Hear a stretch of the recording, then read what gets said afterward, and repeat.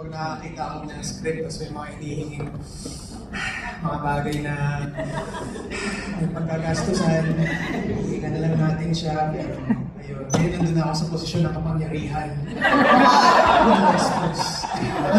At ayun, very enriching nga yung process ng yung workshops bago pa makita ang ating mga director, mga aktor.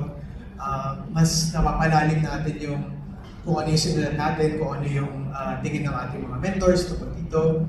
At very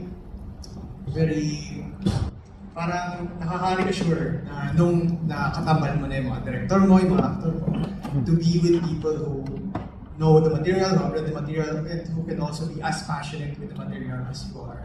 And feeling ko yun yung maganda sa proseso na talagang collaborative talaga ang pagsusulat. Hindi lang siya nagsisimula at natapos sa mandudula.